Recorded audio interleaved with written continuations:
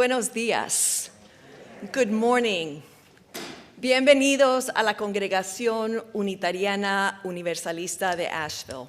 Welcome to the Unitarian Universalist Congregation of Asheville. Nos alegra que estén aquí. We are glad that you are here. Queremos que sepan, we want you to know, que quien quiera que sea, whoever you are, de donde quiera que venga, wherever you come from, a quien quiera que ame, whoever you love, está bienvenida aquí. You are welcome here. I'm Reverend Claudia Jimenez, and I serve this congregation as Minister of Faith Development, and this morning with Reverend Kathy Harrington, our interim minister, we welcome you to worship. Good morning. Today's service is dedicated to the gift of hope. Claudia and I will expand on the idea that hope is a verb, and it is also necessary to our survival.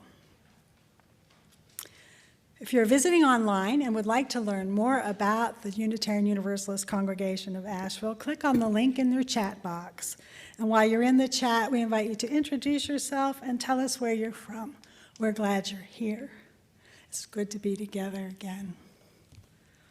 Special thanks to our talented worship team. Les Downs, our music director, Sandra Goodson, our soloist, Jess Fox and Steve Rains, our talented tech people, and our special guest, Andrew Finn McGill. Now let us prepare for worship with today's centering music.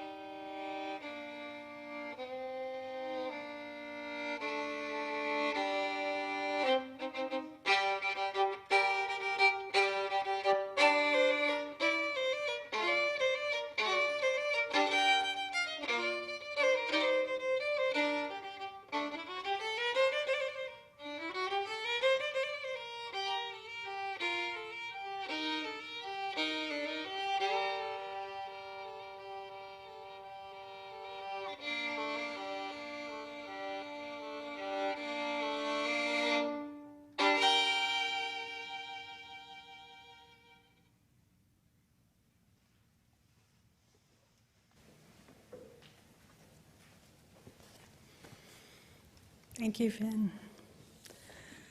Opening words I chose this morning are from Reverend Gretchen Haley. Whatever you have come in anticipating, whatever you expect or worry for our world, for the future, for our lives, let it go. Make space in your heart to be surprised. Make room in your soul for a new story to take shape. Let astonishment be possible.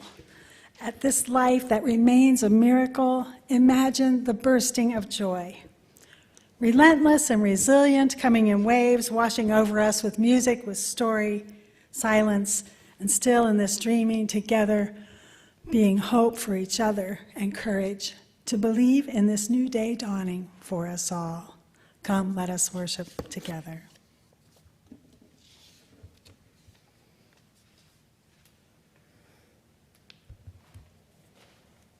Our chalice lighter this morning is Lorelei.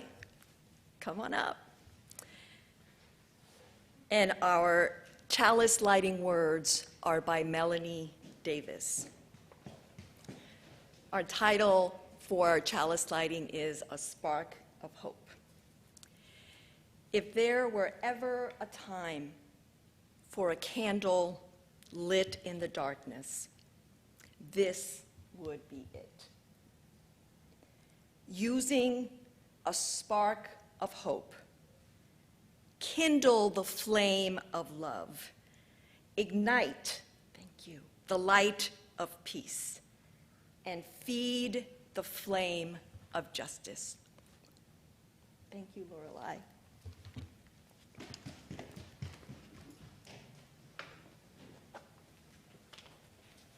Good morning.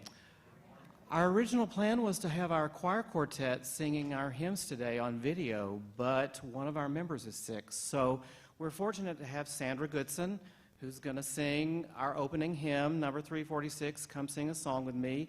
If you're in the room, please hum along, and if you're at home, sing out loud.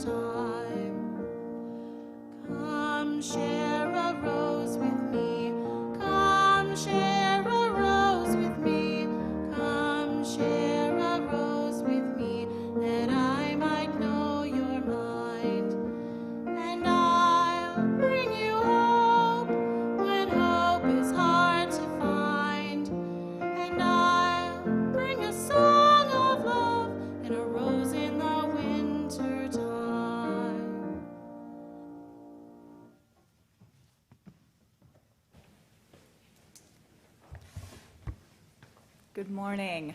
I'm Jen Johnson, a religious exploration coordinator here at UU Asheville, and I'll share the wisdom story for all ages with you today. I'm glad to be with you.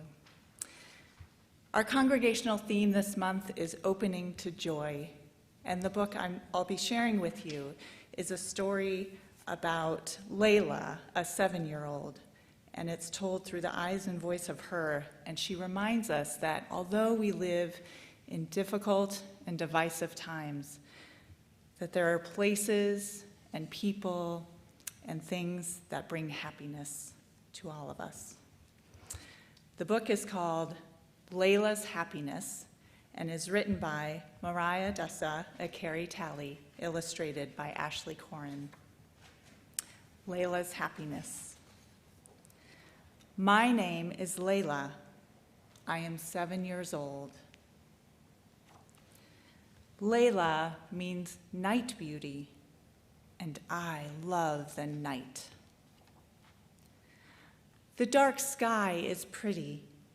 It's the color of dark purple plums. And the full moon, well, it's my favorite. It sits in the sky like Wishflower's sister. If I could reach the moon, I'd blow on it and wish to play the trumpet well without even having to practice. I think happiness is climbing a tree or wearing purple or eating spaghetti without a fork. It's my dad when he talks about growing up in South Carolina. And my mom when she reads me poetry. Happiness is planting a tomato seed and watching it grow in my favorite place, the community garden down the block. In the garden, I can dance with a ladybug on my finger, see butterflies, and chase my friend Juan. I can feed chickens and give all the trees names. I can even pick vegetables to sell at the farmer's market.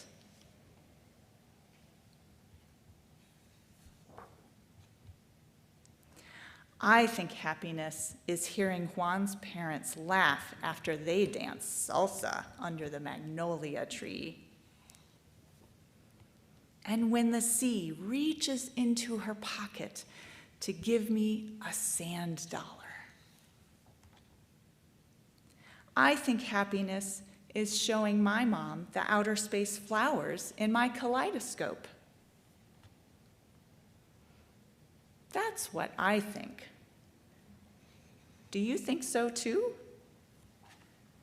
What is happiness to you?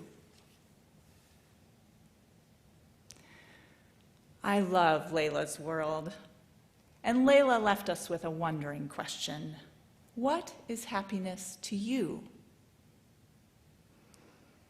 I have a couple other wonderings. I wonder what Layla's favorite color is. Do you remember from the story? Purple. And what happiness can we bring to others?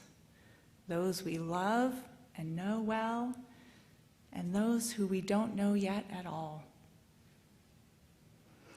My last wondering is, what do you hope for, and what do you work for to bring joy and happiness? I invite you to wonder together later with someone you care about, big or small. Thank you for sharing this time.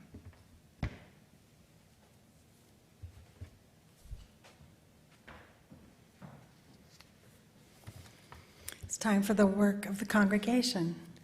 Our announcements run as slides at the beginning of the service, but if you missed them, just refer to the Thursday e-news. Everything is described there. And the community plate recipient this month is the Ministerial Discretionary Fund. It's an important fund. It not only offers support to congregants in financial need, but also does some really good outreach in the community to help those in need. So please, if you know of someone that could be helped by the fund, let me know, let Claudia know, or if you yourself need help, let us know. All this information is held in the deepest confidence. For those of you joining us online, you're invited to linger for conversation and virtual connection following the service by using the Zoom link that was provided in this morning's email.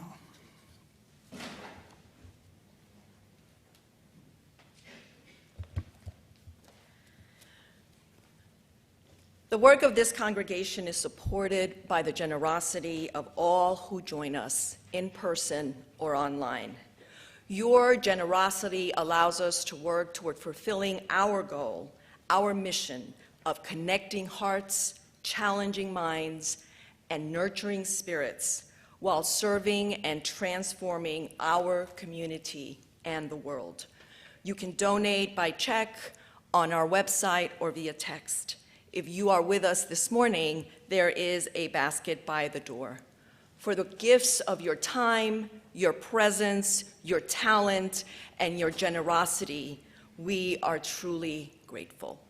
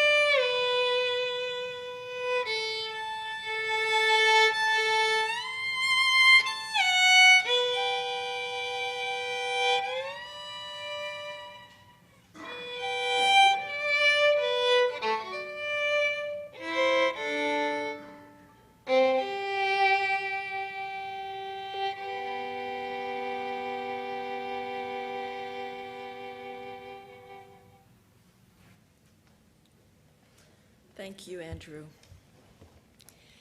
In the center of our service and in the center of our lives, let us pause to honor the silences of the world.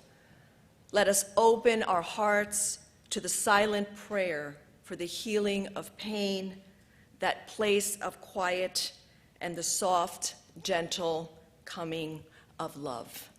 Let us begin this time of centering with the words of Alice Anachenka Nasaman, Meditation on Hope and Love in Time of Struggle. I invite you to get comfortable, to close your eyes, or lower your gaze. In a world so filled with brokenness and sorrow, it would be easy to lose ourselves in never-ending grief, to be choked by our outrage, to be paralyzed by the enormity of suffering, to feel our hearts squeezed tight with hopelessness. Instead, this morning, let us simply breathe together as we hold our hearts open, breathing in as our hearts fill with compassion, breathing out as we pray for healing in our world and in our lives, breathing in, opening ourselves to the transforming power of love, breathing out as we pray for peace in our world and in our lives, bringing in as we hold hope in our hearts, breathing out as we pray for justice in our world and in our lives. May we know our strength. May we be filled with courage. May our love flow from us into this world. Breathing in, we are the prayer. Breathing out, we are the healing. Breathing in, we are the love. Breathing out, we are the peace. Breathing in, we are the hope. Breathing out, we are the justice. May we know our strength. May we be filled with courage. May our love flow from us into this world. May it be so, friends. Let us share a moment of silence.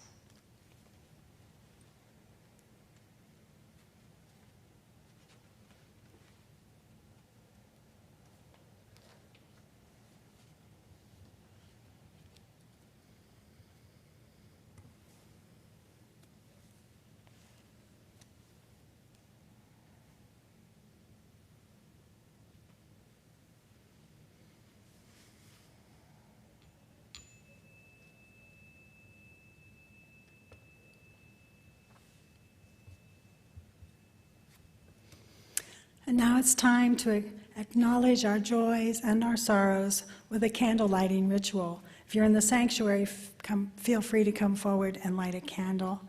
If you're joining us online, please write in the chat a joy or sorrow that you would like to share with the congregation. I will light our first candle for those who have lost so much in the devastating tornadoes that struck on Friday night.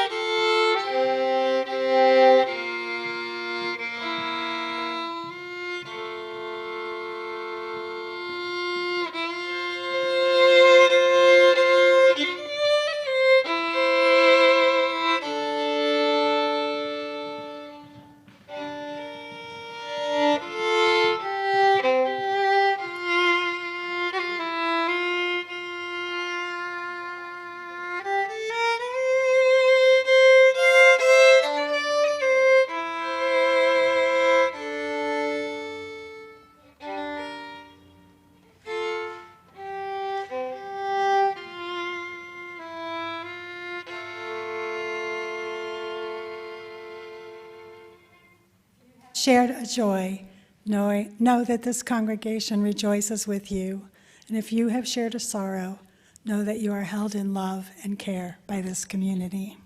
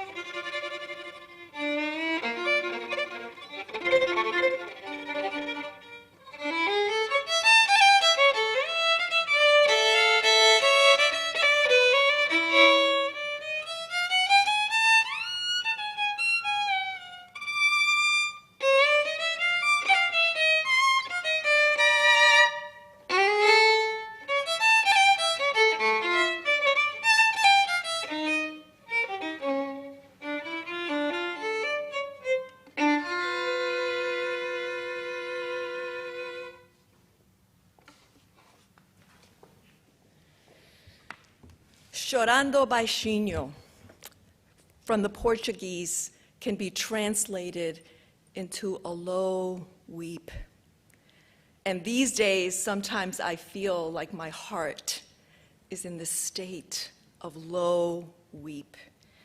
We are living in a time where our country is fragile, where democracy is at risk, and our planet is in crisis. I've had conversations with people feeling disheartened and discouraged. And why not? We are a deeply divided country. Polarization with very little attention to nuance continues to be fueled by misinformation, confirmation bias, the tendency to favor information that agrees with the things that we think, and insularity that makes it seem unlikely that we can find common ground in an us versus them world. I've struggled with the desire to be informed and the sense of despondency I feel when reading or listening to the news. I wonder how many of you experience similar feelings. My goal these days is to stay informed without being immersed in news 24/7. But I'm not having a lot of luck. Gerrymandering, voter suppression, attacks on women's reproductive freedom, the climate crisis, natural disasters. Need I go on? It can be discouraging. We are grieving. We are traumatized. And I didn't even mention the pandemic. And I find myself asking, is there any hope? Friends, let me suggest that despite all I've mentioned and have not mentioned, there is. This morning, we will explore reasons why we should not lose hope, why we should not disconnect and go inward. And let's begin with last Sunday, when a small, multi-generational group from this congregation, elders, children, parents, and young adults, and our partners from Beloved, gathered for the pantry installation on Charlotte Ave. It is one of 14 pantries throughout our community, providing food and winter supplies to support the unhoused and those living in poverty. This congregation's commitment to sponsor that pantry is one way we put our faith in action in response to a serious need in our community, in response to that sense of hope that the world can be a better place. And notice it was an action that rooted that hope. Thursday of last week, a 35-tent homeless encampment was dispersed. Yes, there are safety and other concerns with these encampments. And those displaced are human beings with nowhere to go. Instead of providing humane alternatives, the city's approach is to conduct periodic displacements to clean up and pacify the neighboring property owners. The unhoused move to a new location until the next complaint, while the problem persists. Our contribution to the pantry is small in the scale of this larger problem. And yet our growing awareness of what is happening may lead to more engagement, may lead to greater solidarity with the unhoused, and may lead even to reaching out to City Council, who meets this Tuesday, by the way. So we can reach out to them.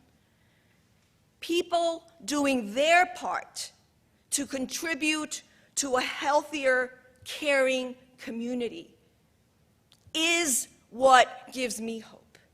And for every issue that we can imagine that draws our hearts down to this low, gentle, sad weeping, for every issue, there are people doing work.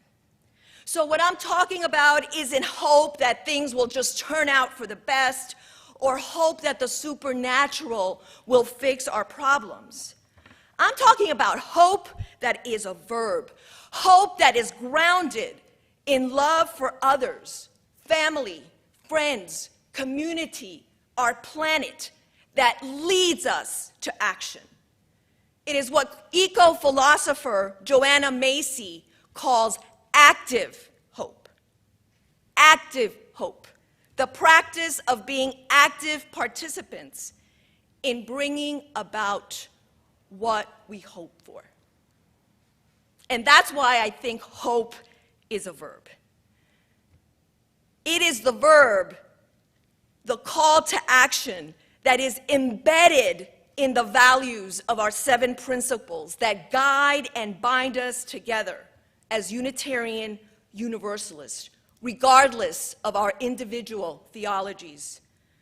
We don't deny the grief and despair of our time. And in fact, we should be making more space as a community to grieve and lament together. So we're not in denial, and we also embrace the fact that there is work that is needed to be done to repair our world. I believe that the role of the church today is to provide spiritual deepening that moves us to practice love for ourselves and others, leading to solidarity and radical welcome across the lines of race, ethnicity, class privilege, ability, and other differences that lead to exclusion. This centering of love supports and fuels active hope. A few months ago, I was reading a farewell column by journalist Nicholas Kristof, who is leaving his job of 37 years to run for governor of Oregon, where he grew up. I've been reading and inspired by his columns for years because they have often led to action. And as he was reflecting in this final column, he wrote, "After writing so long about global atrocities, it sickened me to return from humanitarian atrocities abroad to find them at home. Every 2 weeks, we lose more Americans from drugs, alcohol, and suicide than in 20 years of war in Iraq and Afghanistan." Kristof wrote that he was ready to move from writing about problems to working to fix them. He is hopeful, and he is actively hopeful. Now, I don't know anything about Oregon politics or if the man even has a chance to win. Nevertheless, I admire his decision to engage. If anything, he has a platform to speak up and to share ideas and maybe even build coalition so that there can be change. In this time of disillusionment with the political system, it is encouraging to learn about people and their motivations. And he shared 3 lessons that he learned in journalism that inspire him to run for office. Lesson number 1, side by side with the worst of humanity, you can find the best. I agree with him. There are so many people committed to justice, not only in this community and this nation, but around the world. Yet, we don't always hear about them because we are always, or often, not always, bombarded with the bad news. But there is good stuff happening. There is active hope being embodied in so many places. Lesson number 2, we largely know how to improve well-being at home and abroad.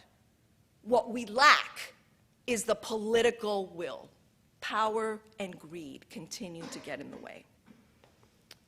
But they don't always have to.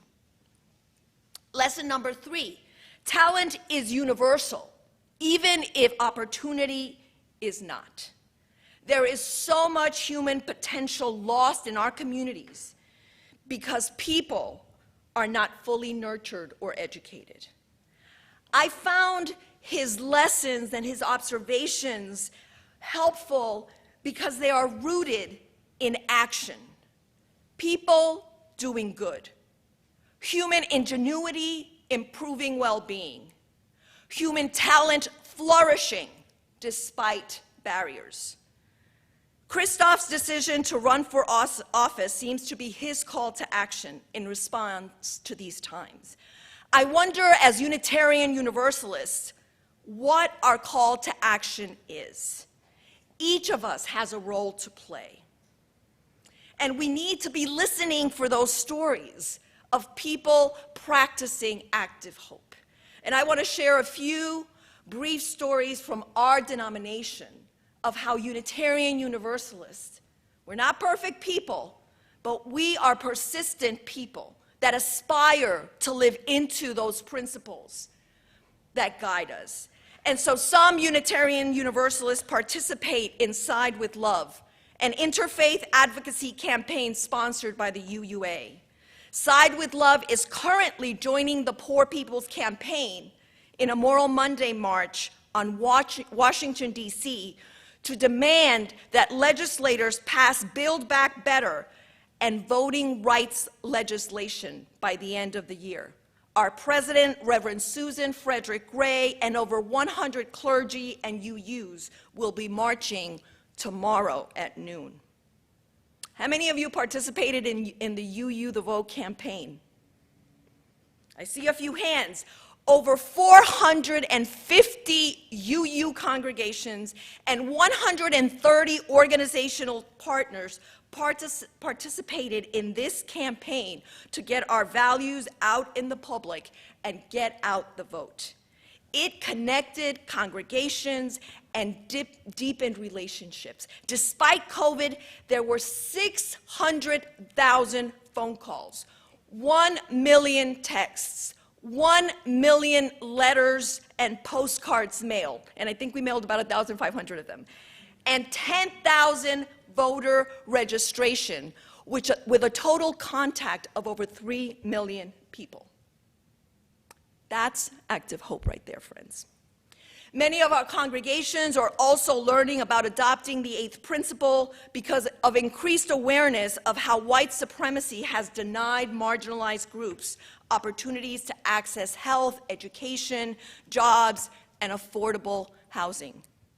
It says the following: "We, the member congregations of the Unitarian Universalist Association, covenant to affirm and promote journeying towards spiritual wholeness by working to build a diverse, multicultural, beloved community by our actions and by our actions that accountably dismantle racism and other oppressions in ourselves and in our institutions." Active hope. Active hope, but it's not just talking about it, it's doing it. And lastly, many UU support and engage in action through the UU Ministry for the Earth and local community groups working for climate justice. Nature is resilient, and that in itself is hopeful, yet we have a responsibility to reflect on our impact on the planet's health and to recognize that racial and social justice can aggravate or arise from environmental degradation. These are just a few stories of many. Notice that they are dependent on collective, not individual work. In each of these examples, we are not saviors. We work in collaboration, often led by people directly affected by injustice. Friends, hope is an act of will, of choosing to engage despite the challenge and the heartbreak. And we don't have to do it all. It's a cumulative effect. It's our actions together that can work to heal our planet and our society. So what is the call to action that keeps hope alive for each of you? What is it?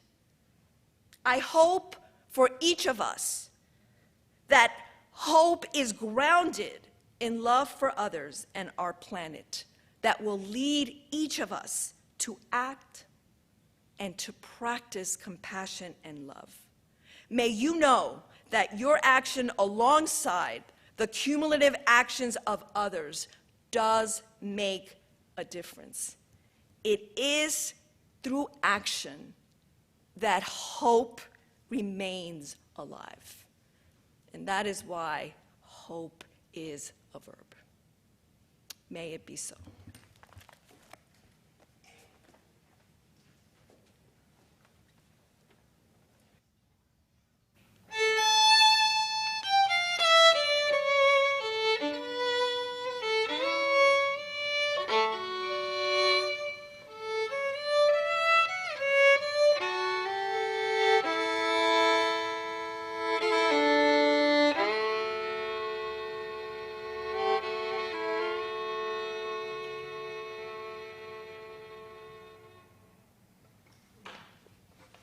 Claudia. Hope is a verb, yes. I did my Doctor of Ministry degree with a focus on restorative justice. And one of the most important books in my studies was The Moral Imagination, The Art and Soul of Peace Building by John Paul Lederach.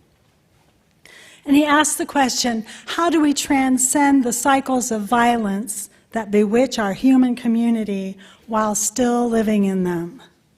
And we are clearly living in some of the most difficult times that we have ever witnessed before. Lederach spent his life in the field of peace building and mediation around the world, and his book was born from his experiences. How can we transcend the cycles of violence that bewitch our community while still living in them? He quotes Bruno Bettelmann, philosopher, "Violence is the behavior of someone incapable of imagining other solutions to the problem." Violence, he says, is a failure of imagination, and it's also an act of desperation that arises out of oppression. He argues that the moral imagination rises with the capacity to imagine ourselves in relationship, with the willingness to embrace complexity without reliance on a dual polarity, meaning that we need to see the expanded network of our relationships in which we exist, including our interconnectedness to those that we disagree with, or in times of war, the enemies. We need to have a desire to understand their point of view and recognize that the situation is more complicated than good versus bad or right versus wrong. We must learn to think outside of the box and be willing to embrace the creativity and recognize the potential for change to work for that new social reality, even when we don't know what it looks like. So he asks another question: how do we move from destructive violence to constructive social engagement? He says that the moral imagination develops a capacity to perceive things beyond and at a deeper level than initially meet the eye. Imagination, he says, is the key to artistic acts by which new things come into existence. Old things are reshaped, and our ways of seeing and hearing and feeling and thinking are transformed. The attacks on our democracy on January 6th did not come out of the blue, just as the attacks on 9/11 on our country did not come out of the blue. Sadly, our response to 9/11 compounded and escalated the cycles of violence. This is a moment in our history when we need to use our moral imagination to transcend this status quo, which is so dangerous, and create a new reality. We do have the capacity to imagine something rooted in the challenges of the real world, yet which is capable of giving birth to that which does not exist yet. Peace building, Lederach says, is the forging of new ways to approach human affairs with those we disagree with or the enemy.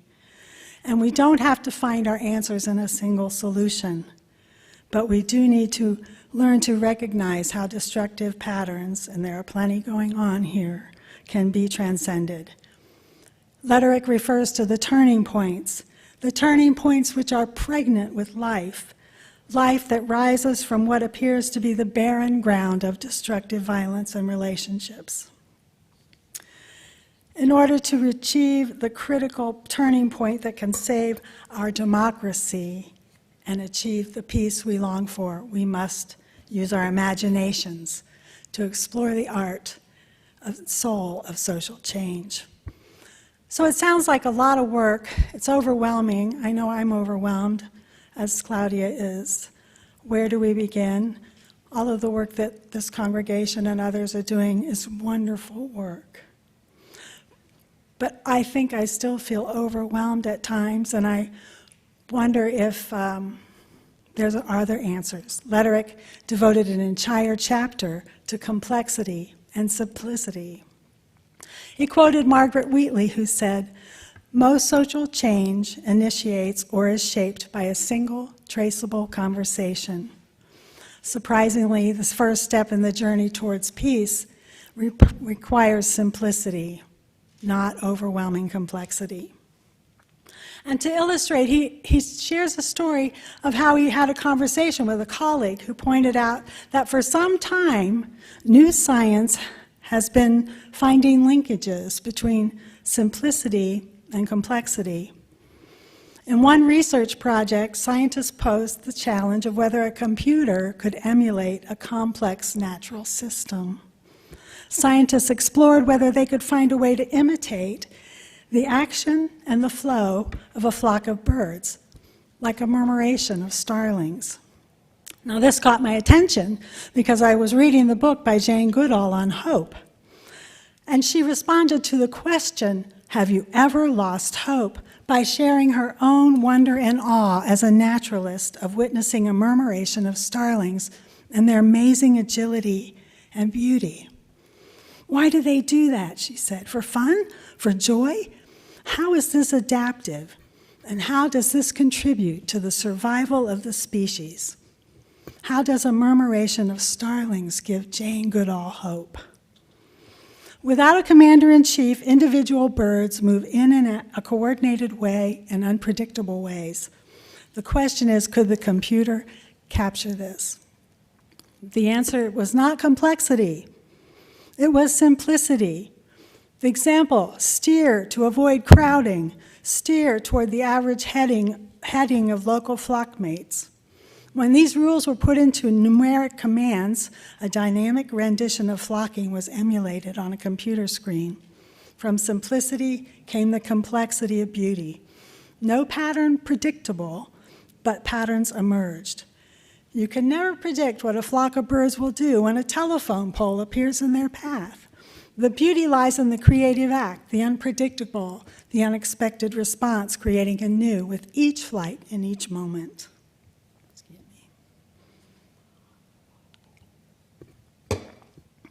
So this project they called BOIDS, B-O-I-D-S.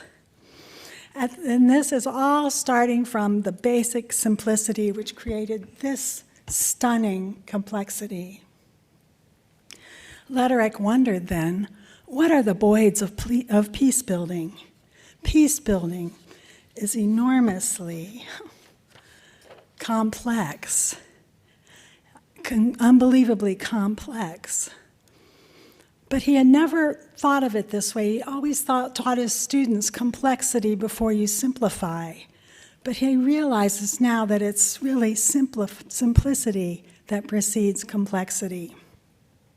So the BOIDS of peace building, Lederach said, are relationship, paradoxical curiosity, creativity, and risk.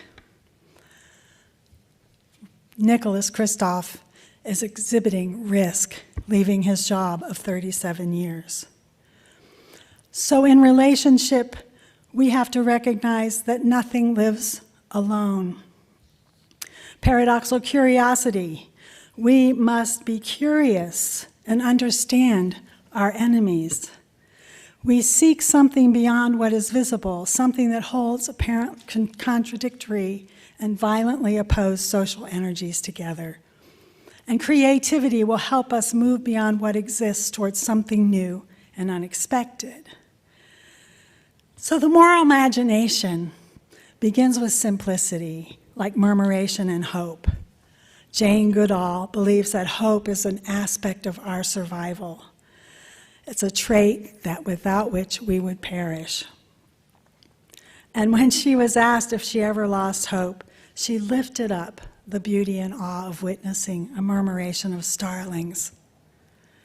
Greta Thunberg once said, "Once we start to act, hope is everywhere." This is why hope is a verb, beginning to act. Hope is a verb, and it is up to us to keep it alive.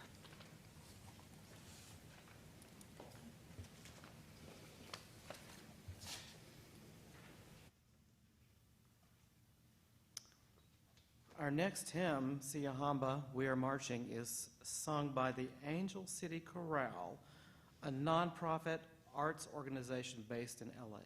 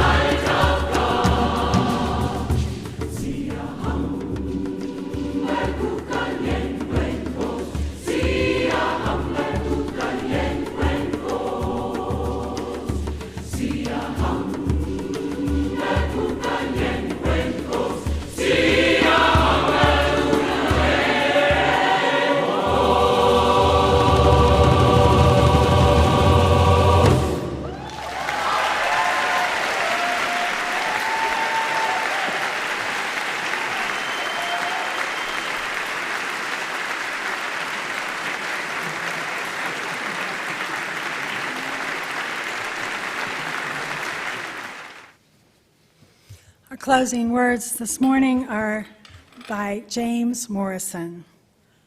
Within each of our hearts is a most glorious light.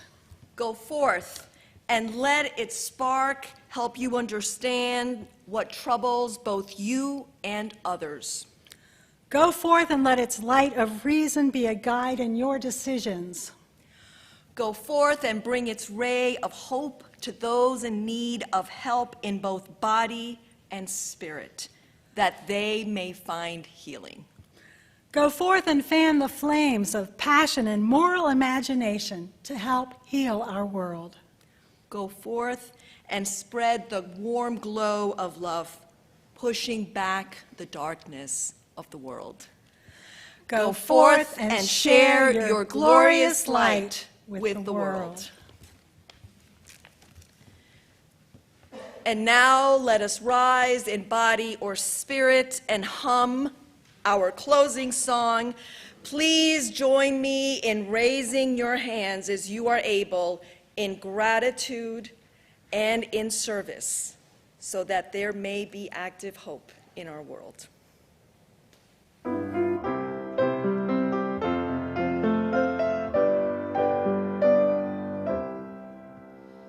May the long-time sun shine upon you, and all love surround you.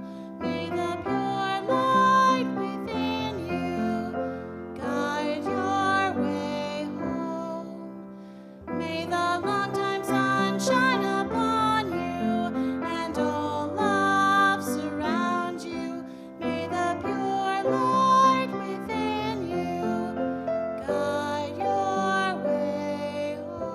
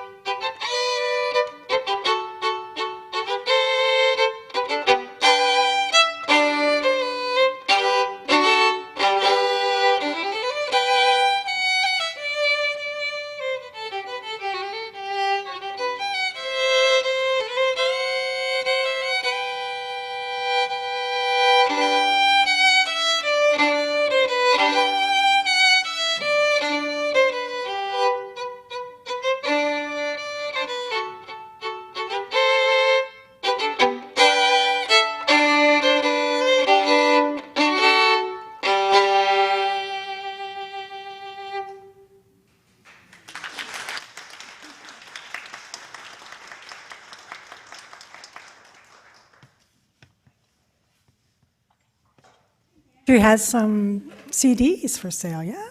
You do, out in the foyer. Check them out. And don't forget to join us for the cookie exchange and make decorations. Any age is welcome to make decorations for our tree, so join us.